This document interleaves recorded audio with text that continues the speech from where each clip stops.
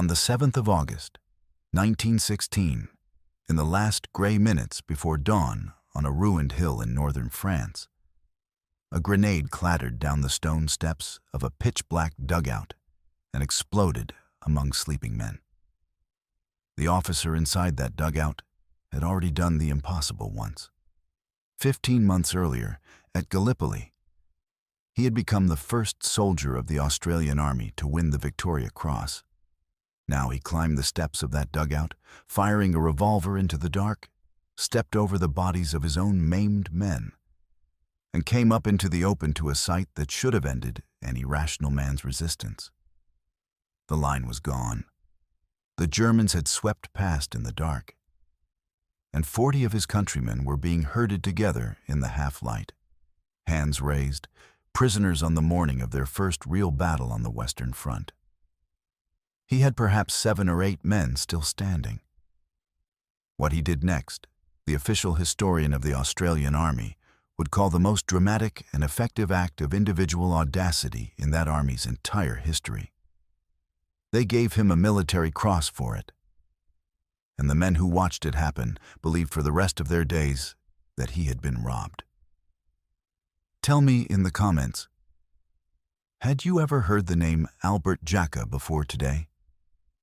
Because what you are about to learn will make you question how a country decides who is worth remembering. Now let's go. To understand how one lieutenant and a handful of exhausted men came to change the course of a single morning, you must first understand what Pozières actually was, and why the ground it stood on had become the most blood-soaked earth in the short history of the Australian nation. In the summer of 1916, the British and French armies launched the Great Offensive on the Somme. It opened on the 1st of July with the bloodiest single day the British Army had ever known. Nearly 60,000 casualties before the sun went down. And it ground on through the autumn into a byword for slaughter that has never quite left the European imagination. Somewhere in the middle of that vast front sat a small French farming village called Pozières, straddling the dead straight Roman road that ran from the town of Albert to the town of Bapaume. The village itself was worth nothing. The ground it stood on was worth almost everything. Pozières sat on a low ridge, and that ridge carried the highest point on the entire Somme battlefield, a place from which an army could see for miles across the German rear, and from which the guns could be directed onto the great German fortress of Thiepval away to the north. Whoever held Pozières could see.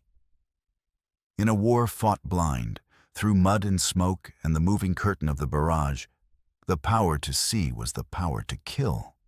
And so a cluster of broken farm buildings on a gentle rise became one of the most fought-over acres on earth. The job of taking the heights fell to the soldiers of the 1st ANZAC Corps, the Australians, under the British General William Birdwood, who had led them since the beaches of Gallipoli. They had been blooded in France only weeks before, in a single catastrophic night at Fromelles, where one of their divisions lost more than 5,000 men for nothing.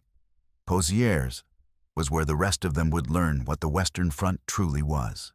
The task of taking the village fell first to the 1st Australian Division, which attacked in the early hours of the 23rd of July, the men creeping out behind a hurricane of shell fire and rushing the German trenches the moment the guns lifted.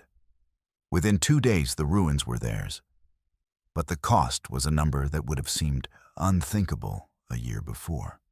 The 1st Division lost more than 5,000 men taking and holding the rubble, and the village was only the beginning, because east of it ran the old German lines, 2 deep and ancient trench systems the enemy had spent 2 years fortifying with wire and concrete and machine guns. And these had to be taken before the position meant anything at all.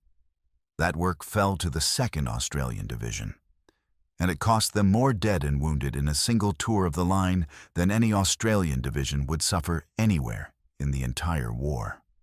In 12 days, the 2nd Division lost close to 7,000 men. Some of its battalions came out of the fighting with barely 100 survivors where 800 had gone in. But on the 4th of August, the crest and its trenches were finally and firmly in Australian hands.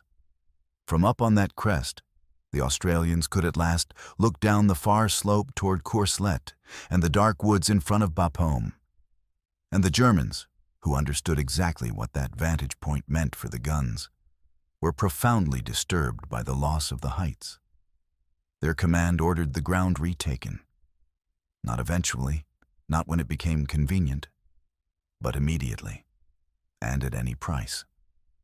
There was a cruelty built into the very shape of the position the Australians had won. By driving a bulge into the German line, they had created a salient, a finger of captured ground, that the enemy could now fire into from 3 directions at once. From the front, from both flanks, and from the high ground at Thiepval behind them. The prize, when it was finally taken, was the right to stand on a shell-blasted hill and be bombarded from every direction at the same time. It was said afterward that a man could not find 2 whole bricks lying together anywhere in the ruins of Pozières. No patch of earth on the planet, the war correspondent Charles Bean believed, had swallowed more Australian dead than this one, and most of the men who fell here would never be found. This was the hill that, very soon, a forestry laborer from the Victorian bush would be asked to hold. Yet none of that explains why one man would matter so much on that one morning. For that, you have to go back 11 years, to a different trench on a different continent, and to a shy young man who had already shown the world precisely what he was made of.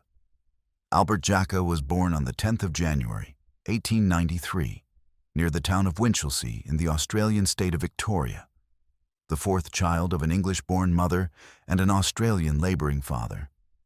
The family moved to the gold country town of Wedderburn when Albert was 5. He went through the local school and then he went to work, first laboring alongside his father, then with the Victorian State Forests Department, cutting and clearing timber in the bush. He was, by every account, a shy youth.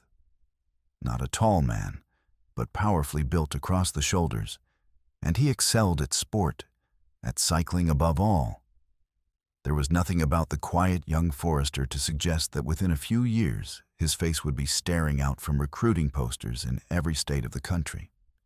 He enlisted on the 18th of September, 1914, a private soldier in the 14th Battalion of the Australian Imperial Force, and after training he sailed for Egypt, and then for Gallipoli, coming ashore at ANZAC Cove the day after the first landings to reinforce the beachhead.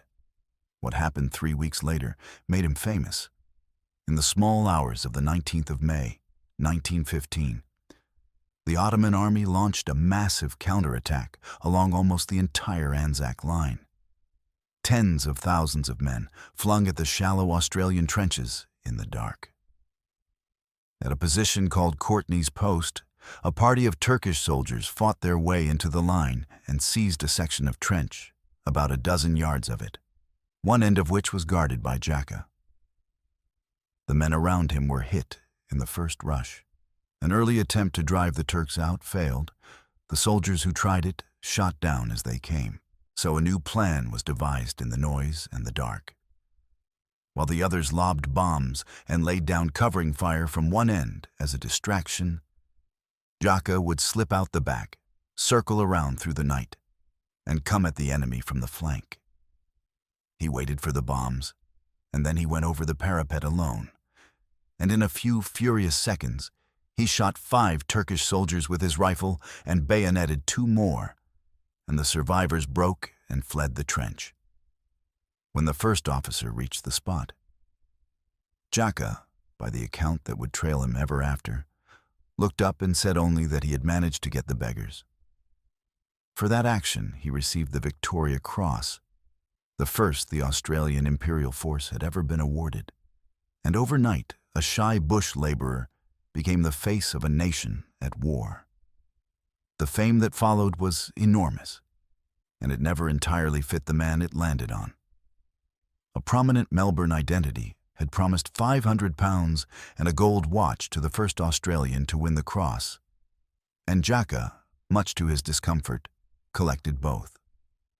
His likeness went onto recruiting posters and the covers of magazines, and the fame attached itself not only to the man, but to his unit, until the 14th Battalion itself became known across the army simply as Jacka's Mob, a name its survivors would wear with fierce pride ever after.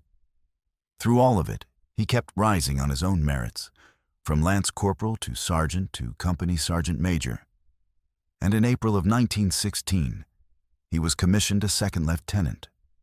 He had begun the war as a private, the man the legend would one day fix forever as a sergeant had, in truth been very nearly everything the army had to offer an enlisted man, on his steady way up the ranks.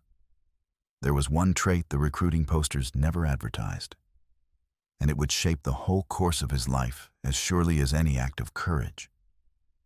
Jacka was blunt to the very edge of insubordination, and he spoke his mind to colonels and brigadiers as readily as to privates.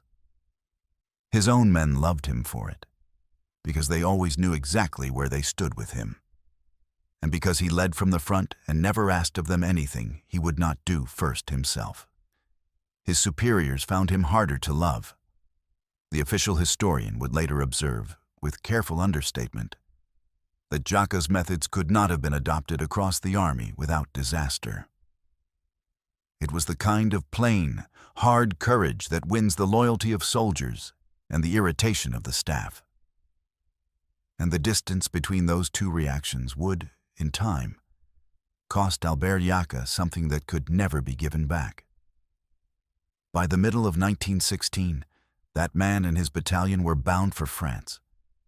The 14th Battalion had been raised in Melbourne in 1914, a Victorian unit through and through, and it had earned its hardness the expensive way at Gallipoli.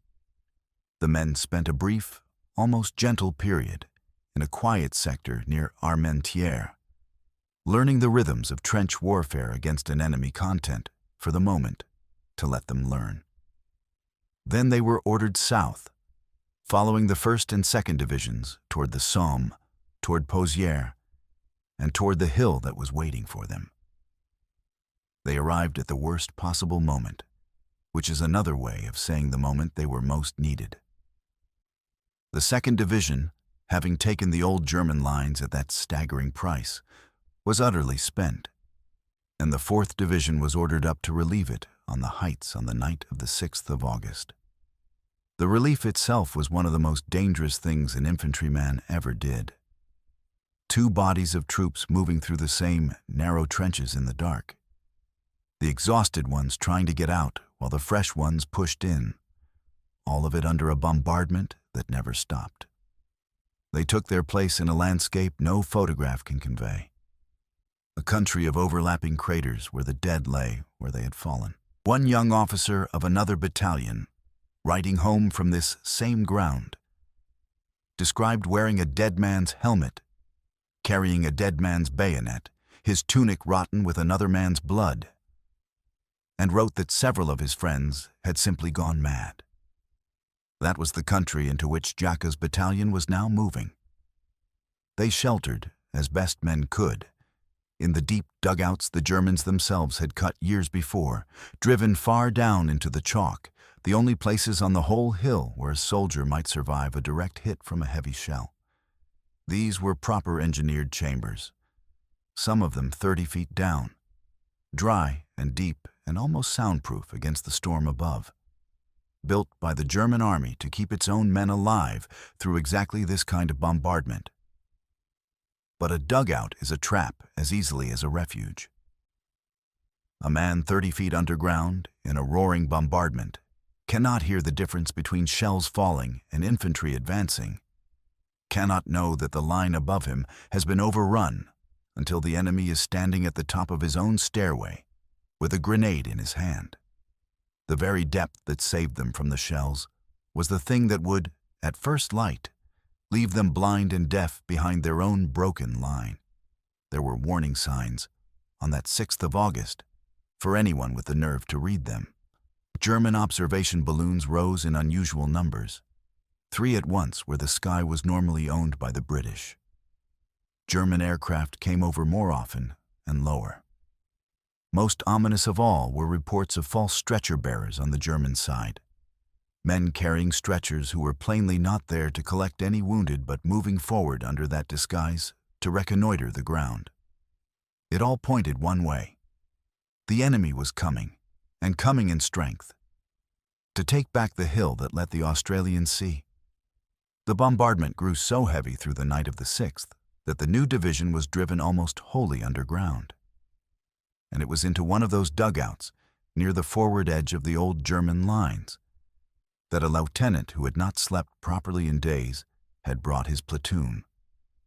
His position was a forward and exposed one at a spot the men knew by a plain soldier's name. Some accounts place it at a bend in the line they called the elbow, perhaps 600 meters east of the village. The exact distance hardly mattered to the men crammed inside it. What mattered was that it was a hole driven down into the chalk with a flight of steps leading up to the surface, that it was intensely, absolutely dark, and that the soldiers packed into it were beyond exhaustion. Some of them, in the half-lull of the bombardment, had fallen asleep against the walls. Their lieutenant had not. As the first faint hint of gray touched the eastern sky, Albert Jacka climbed the steps and went up to look at the dawn and at the state of his line, found the shelling still falling heavily, and came back down into the blackness to wait it out a little longer. He had no way of knowing, in that lightless chamber, that the line he had just looked at no longer belonged to his army.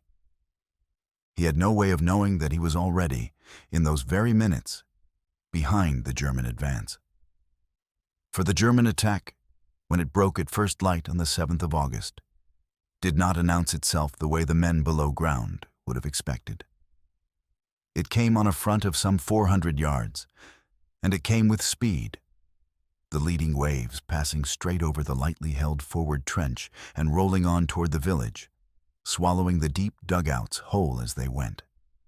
The Australians sheltering in those dugouts, concussed and half-deafened by the long night of shelling, did not at first understand what was happening above their heads. They did not know that 2 full waves of the enemy had swept past the position, that the line they believed they were holding had quietly ceased to exist in the dark. The Germans had been ordered to retake this hill at any price, and one account holds that as many as 5 battalions were committed to the assault. Whatever the precise figure, it was a flood, and the small group of Australians at the forward edge of it were now an island in German water. They were not holding a line any longer. They were sleeping behind one that had already fallen. And then, at the foot of the dugout steps, came the explosion. 2 German soldiers had reached the entrance of Jacka's dugout, and they did to it what attacking infantry did to any hole they believed was full of the enemy. They rolled a grenade down the shaft. It went off at the bottom of the steps among men packed into a confined space, and it killed or maimed 2 of them where they lay. In the ringing dark that followed, the survivors heard 2 revolver shots, sharp and close. That was their lieutenant, firing up the stairway at the German who had thrown the bomb. And then Jacka was moving, up the steps and toward the gray light. And his men were scrambling up behind him, forced to clamber over the bodies of 2 of their own comrades, maimed and groaning, to follow him out. What he found at the top was the thing that should, by every measure of reason, have broken his will to fight. The German attack had not merely reached his dugout. It had passed it, swept over it, and rolled on. And now the enemy stood in large numbers across the open ground between him and the ruins of Pozières. Worse than their sheer numbers was what they were doing. A party of around 40 Australian soldiers, men of his own division caught helpless in the overrun dugouts, had been gathered up and were being herded together as prisoners, disarmed, hands raised, in the cold light of the first real morning of their war. A reasonable man, doing the arithmetic in that instant, would have gone quietly back down the steps. Jacka had no more than 7 or 8 men still on their feet, the leftovers of a single shattered platoon, against an attacking force that numbered in the hundreds and had just taken 40 of their countrymen prisoner without a fight. The legend that grew up around this morning would in time swell that handful into 11 men, and then round the whole desperate, chaotic business into a tidy story of a hill held against a ticking clock. And the truth is at once smaller than the legend and a great deal harder. There was no clean and heroic count of 11. There was no comfortable margin to work with. There was a lieutenant, a fistful of dazed and bleeding survivors, and a decision that no manual of war ever written would have endorsed. He did not consolidate his position. He did not send a runner back for orders. He did not wait for the situation to clarify itself. He looked at an enemy that outnumbered him beyond all sense, and at his own countrymen being led away into captivity. And from a fold in the broken ground, he charged. What the rest of the army saw in the next few minutes, a great many of them never forgot, because a great many of them were watching it happen. For some minutes already, the Australians on the northern flank of the German advance had been pouring a steady fire into the enemy's exposed side. And as the Germans pushed on, they had become visible to a whole semicircle of Australian supports holding the rear trenches. From those trenches, hundreds of Australians were looking on at the German success, at the enemy gathering prisoners on the captured hill with the easy, almost casual confidence of men who believed the morning was already won. And then, into that whole scene of apparent German victory, a party of no more than 8 Australians, led by a single officer, sprang up out of the ground and flung themselves at the enemy's rear. It was so astonishing a sight that the watching supports could at first scarcely believe their eyes. And then, all along that semicircle of trenches, the watching turned into movement, and men began to climb out and go forward to join it. The fight that followed was unlike almost anything else in the whole of that mechanized, long-range war, because it was fought at the length of a bayonet. The neat geometry of the trenches dissolved completely. Germans and Australians became so thoroughly intermingled across the broken ground that an onlooker could only describe them afterward as being like players from rival football teams, jerseys mixed together all over the field. And there was no artillery on earth that could be brought down on such a target without killing friend and enemy in equal measure. So it was settled by hand. Men fired point blank into faces a single yard away.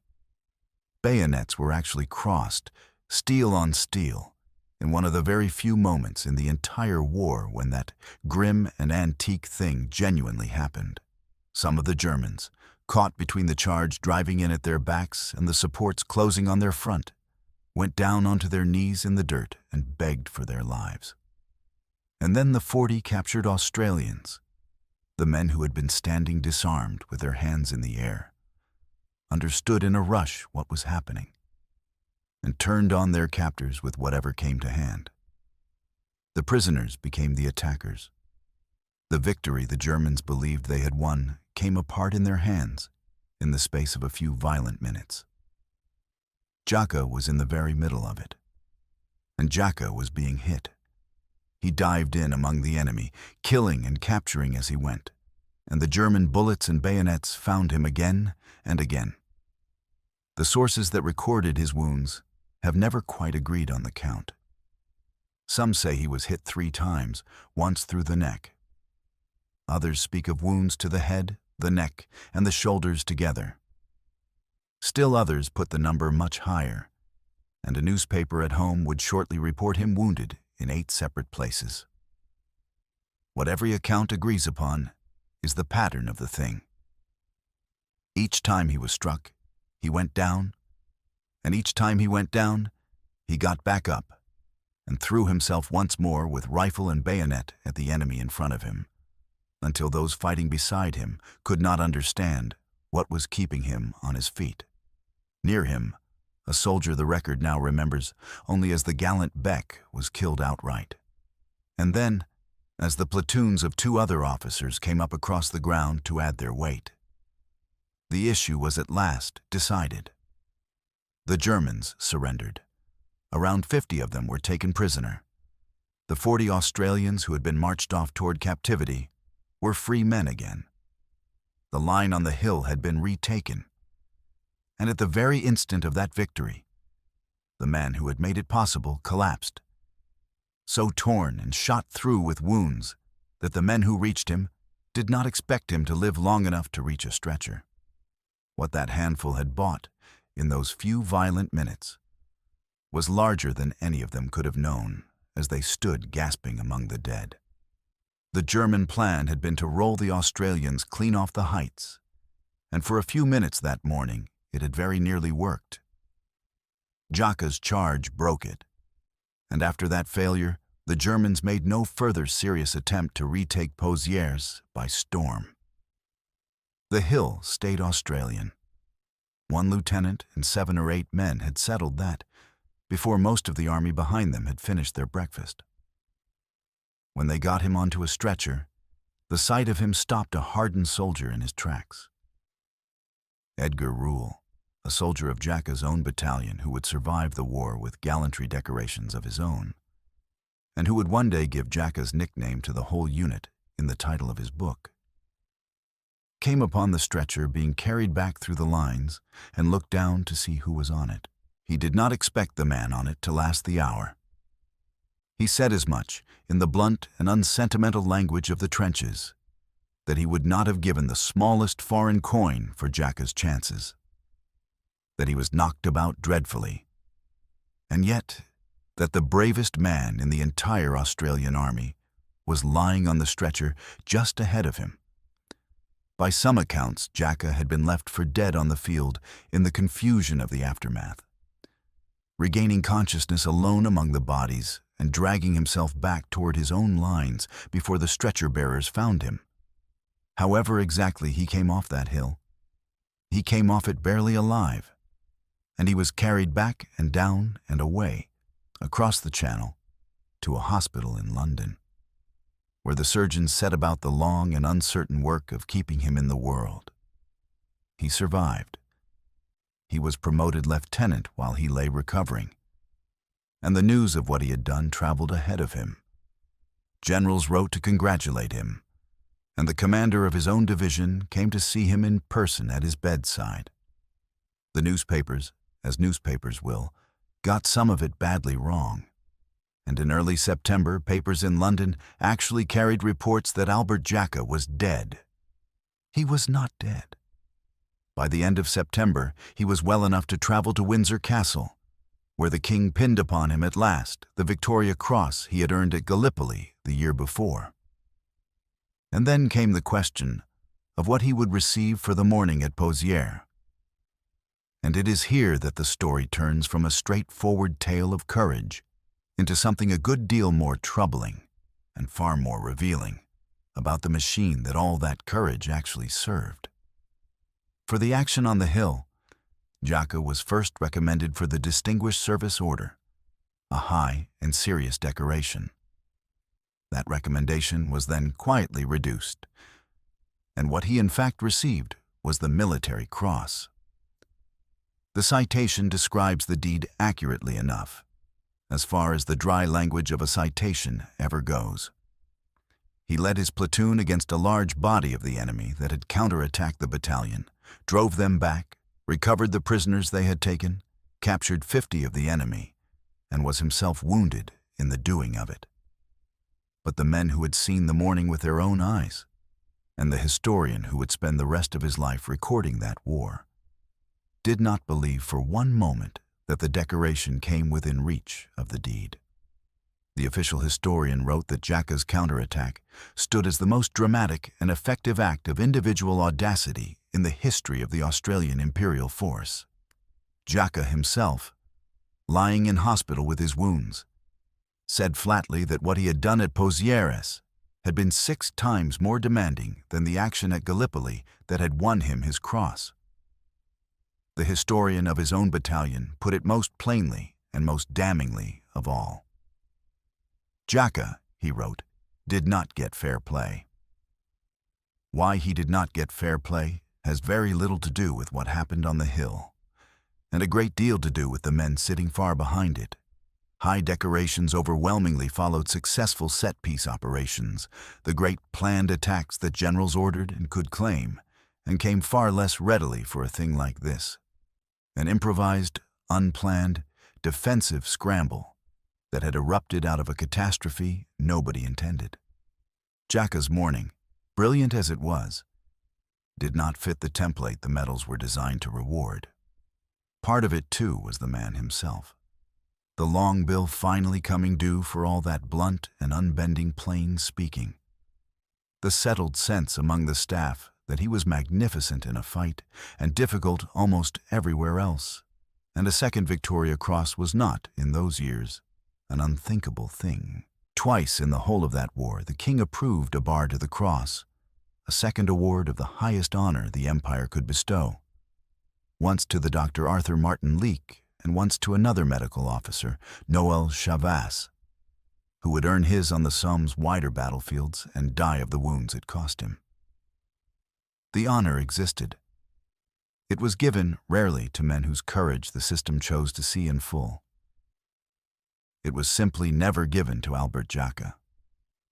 The injustice looks all the sharper when you set it against the company he kept on that ridge.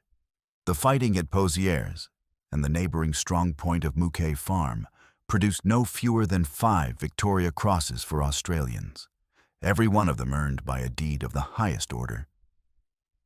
But the men who had seen what Jacka did, the line retaken, the 40 prisoners freed, the 50 enemy taken, the whole German victory undone by a charge from a fold in the ground, could not understand by what scale of justice that morning was worth less than a single military cross. He had won the morning. He had not won the paperwork, and those who had stood on that ground would carry their quiet outrage about it to the ends of their own lives. He was not finished with the war, and the war was very far from finished with him. But the wounds that would matter most in the end were not the kind the surgeons could see or stitch closed. He rejoined his battalion in November of 1916, was promoted captain the following March, and made the battalion's intelligence officer, a role that quietly suited the careful, watchful side of a man whom most people only knew as a brawler. In early April of 1917, with his division preparing to attack the formidable new German defenses of the Hindenburg Line near a village called Bullecourt, Jacka led a night reconnaissance party out into no man's land to inspect the enemy wire before the assault. He got through the wire in 2 places, brought back his report, and then went out a second time to lay the tapes that would guide the infantry to their start line in the dark. The work was very nearly done when 2 German soldiers loomed up out of the night, close enough that they would certainly see the tapes and raise the alarm. Jacka understood in a heartbeat that the 2 men had to be taken, and taken silently. He drew his pistol, and it misfired, so he rushed them and captured both with his bare hands, and an entire operation was saved from discovery. For that night's work, he was awarded a bar to his military cross. There was more of the same in the months that followed, the kind of work that wins wars without making legends. At Messines in June of 1917, he again went out ahead of the assault to read the ground, then led his company forward to take some 800 meters of enemy territory and capture a German field gun. The reckless audacity that had saved the hill at Pozières had matured into the steadier judgment of an officer who now understood the whole machine of an attack, and not merely the moment of the bayonet. The war went on taking pieces of him. In July of 1917, a German sniper's bullet found him near Plugsteert Wood, and he spent the better part of 2 months away from the front. He came back because he always came back, and in late September he led the battalion against German pillboxes at Polygon Wood, and showed a grasp of tactics that a good many men who knew only his reputation as a fighter had never thought to credit him with. Then, in May of 1918, near Villers-Bretonneux, he was caught in a German gas bombardment and badly gassed. And that was the end of his war. The unkillable man, the soldier who had got back up every single time he was knocked down on that hill, had finally been stopped. Not by a clean wound from a bullet or a blade, but by the slow, invisible poison of the gas. And here is the part of the story that the medals and the citations never tell. The part the recruiting posters could never have used, and the part that matters most if we want to understand the whole man and not merely the legend. He was not, in the end, unbreakable. The official record of that war is unusually and honorably frank about it. Jacka's breakdown, it states plainly, came after Pozières, after the morning on the hill and the terrible wounds that nearly killed him. During his long recovery, he was seized at times by a physical shaking that would go on for hours at a stretch, the body remembering what the will refused to discuss. And he was far from alone in it, and the army knew as much. Even the bravest and most decorated men were not immune to what battle does to a human being across enough time.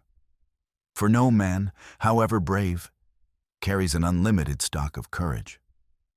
The army kept sending Jacka back up the line again and again because he was Jacka, because his very presence steadied the men around him, and because there always seemed to be a little more of him left to spend. Until, near Villers-Bretonneux in the gas, there was not. He came home to Australia in September of 1919, and the country that had put his face on its posters turned out in its thousands to meet him. A great crowd, the Governor-General among them, gathered when his ship berthed at Melbourne, and a convoy of 85 motor cars, with Jacka himself riding at its head, drove him in triumph through the streets to the town hall, where the surviving men of his battalion were waiting to welcome their famous comrade home. He was hailed as the symbol of the spirit of the ANZACs, and for a single golden afternoon, the welcome was everything a hero's homecoming was ever supposed to be. The hardest years of his life were still in front of him. He was demobilized in January of 1920, and like a great many returned men, he set about building an ordinary life out of the wreckage of an extraordinary one. With 2 former members of his battalion, he founded an importing business dealing in electrical goods. In 1921, he married Frances Veronica Carey, a typist from his own office, and they settled in the Melbourne suburb of St. Kilda, where in time they adopted a daughter. He turned, as so many ex-servicemen turned, toward public life and the care of his fellow returned men. In September of 1929, he was elected to the St. Kilda Council, and just a year later he became the mayor of the borough. He poured the greater part of his energy into the plight of the unemployed, and above all, the unemployed ex-soldiers, the men who had served as he had served and come home to a country now sliding into the depths of the Great Depression. When the hard times truly bit, he refused to take any wage at all for his council work, because it did not sit right with him to be paid, while the men he was trying to help had nothing in their pockets. He had charged a German army to save 40 of his countrymen on one morning in 1916. 14 years later, he could not save them from a depression, and the helplessness of it weighed on him. The same hardness of principle that had once made him so difficult for generals to manage now made him difficult for powerful men to control. And once again, it cost him. There was a wealthy and well-connected figure with a stake in his business affairs, and when Jacka would not bend his decisions to that man's wishes, the support behind the firm was, by a rumor that has never quite gone away, quietly withdrawn. Whatever the exact cause, the business could not survive the collision of the Depression and a sharp rise in import tariffs. And in September of 1930, it went into voluntary liquidation. The man who had survived everything the German army could throw at him was beaten, in the end, by a balance sheet. He took humble work as a commercial traveler, and his health, already deeply undermined by years of wounds and by the gas in his lungs and throat, began to fail in earnest. In December of 1931, he entered the Caulfield Military Hospital. He never came out of it. On the 17th of January, 1932, 11 years to the day after his wedding and just a week after his 39th birthday, Albert Jacka died of chronic kidney disease, worn out and used up at an age when most men are only beginning to find their feet. The country remembered him then, all at once, the way countries do remember their heroes when it is finally too late to do the man himself any good. Nearly 6,000 people filed slowly past his coffin as it lay in state. The funeral procession was led by more than 1,000 returned soldiers, with many thousands more lining the route to the cemetery at St. Kilda. And his coffin was carried to the grave by 8 men, every single one of them a winner of the Victoria Cross, the highest honor the Empire had to give, gathered together to bear up the body of one of their own. The Army's supreme recognition was present at last, in full and solemn force. 8 crosses ranged around a single coffin. It had simply arrived too late, and at the wrong end of his short life, to give him the second cross of his own that the men around him had always believed he had earned, while he was still alive to feel its weight in his hand. And then, with a speed that ought to shame the nation he served, the country he had bled for began to forget him. At his funeral, he was called Australia's greatest frontline soldier, and very few who truly knew that war would have troubled to argue the point. The men of his battalion made an annual pilgrimage to his grave for years afterward, faithful to him as they had always been. A memorial stone carrying his likeness was raised over the grave by public subscription, and the public subscribed again to buy his widow a house of her own. Decades later, the city of St. Kilda would rename a stretch of its foreshore Jacka Boulevard, and streets in Melbourne and in the national capital would take his name, and his portrait would hang on the wall of the Australian War Memorial. The marks of remembrance are all there, for anyone who cares to go looking for them. The trouble is that almost nobody goes looking, and almost nobody now would know the name if they heard it. The ground itself has gone back to farming now, as French ground does, where the dugouts swallowed the men and the shells flayed the chalk. There are sugar beet and wheat and the long straight road still running from Albert to Bapaume, and a traveler would see almost nothing to mark the worst weeks the Australian Army ever endured, except for a stone memorial on a low mound, on the very site of the windmill that once crowned the crest of the whole battlefield, the prize that all the dying had been for. A plain stone there records that no ground on earth holds more Australian sacrifice, and every spring the farmers still turn up the iron and the bone of it with their plows. The survivors of Jacka's mob made their faithful pilgrimages there, and to a grave in St. Kilda half a world away, for as long as there were survivors left to make them. There are none left now. The pilgrimages have stopped. The road runs on. So what are we actually left with, when the medals have all been counted and the streets have all been named, and the very last of the men who were there have gone into the ground themselves?